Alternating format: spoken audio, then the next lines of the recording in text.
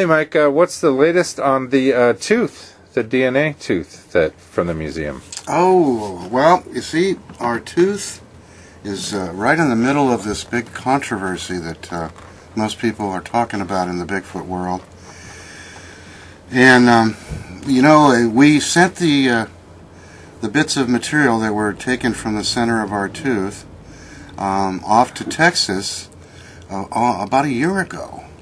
And when we hit that anniversary, I decided, well, I think I've been good and quiet and nice long enough, because I figured that Melba Ketchum was getting a lot of grief from a lot of people coming at her constantly, wanting to know what's going on, what their tests were and stuff. So I figured I would try to sort of do unto others as I would have them do unto me, and not hassle her a lot. Just kick back and wait, and try and be calm, cool, and collected, and wait for her to do due diligent science on this thing. Well, I did send her an email finally and asked of the status on our tooth, and boy, she replied really, really quickly, which was great. The sad thing was, she informed me that she hadn't tested the tooth yet, and she told me the reason for that was that they had decided that because they had so many examples of very fresh DNA specimens, in other words, specimens from a currently living Bigfoot, that they would do those kinds of things first, and then things like our tooth, which would be considered fossil or evidence of a dead Bigfoot, that would come up in a second round of testing. So apparently our tooth is not going to be a part of the actual paper, which she claims is ready to publish. But the sad part of it is that when things got down to the wire and they were getting close to publishing, there were some problems that arose amongst the various people involved in the project.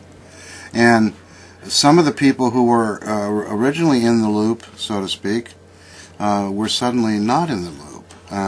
And people who had been cooperating and working hand in hand with Melba suddenly were not, and were sort of at odds.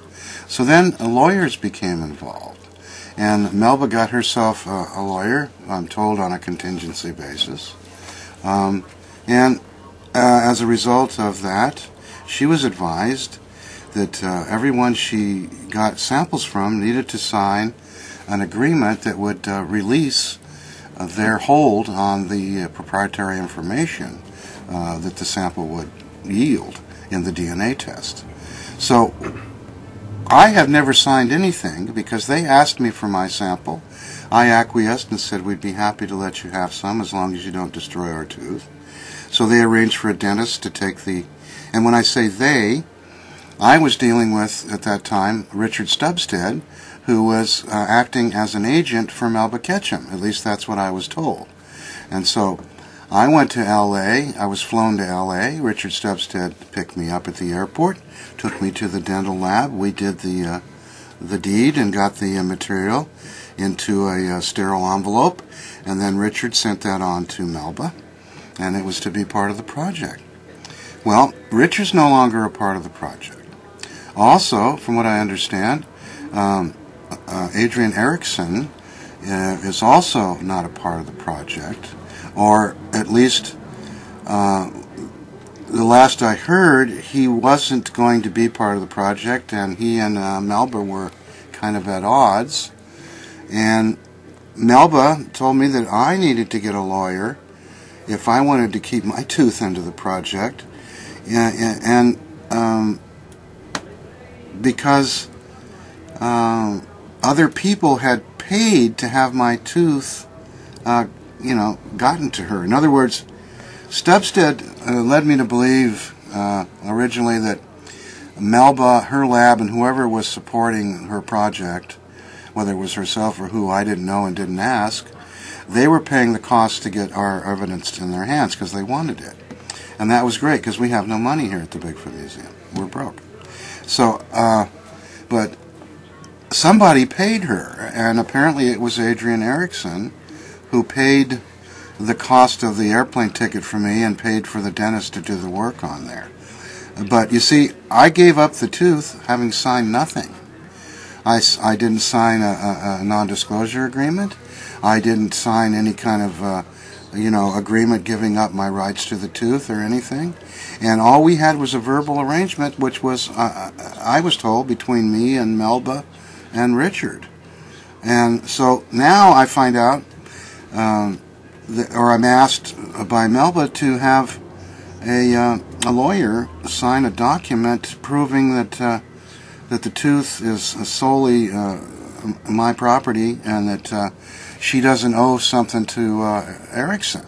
So I guess because of their being at odds with each other, she's in fear that Adrian will go after her because of him having paid to get my tooth into the loop, which is crazy. So in my opinion, and I don't think I need a lawyer for this, I was told one thing, and then it turns out now a year later it's totally different.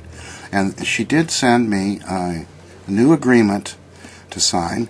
When I say new, other people signed agreements already, but now she has a different one she's asked everyone to sign. And apparently when the second agreement came forth, that's when Stubstead and Erickson said, oh, well, we're not going to sign this because it's asking too much.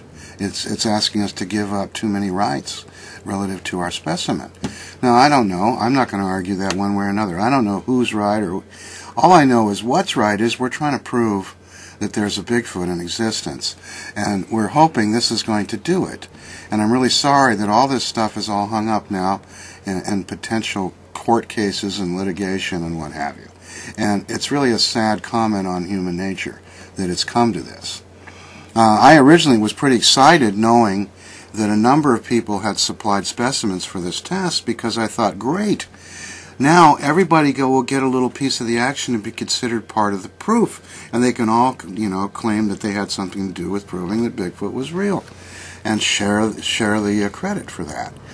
But apparently not. People are backing out or are being thrown off, and it's just kind of a mess right now.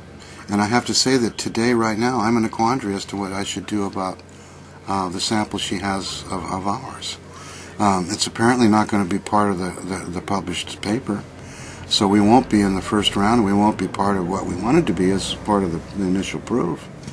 So I'm thinking, maybe it'd be better if I got that sample back and had another independent lab check it, because that couldn't hurt if we had other labs that can come up with similar results, because I might be able to get somebody to cover the cost of that in light of all of what's been going on for the last year. But who knows?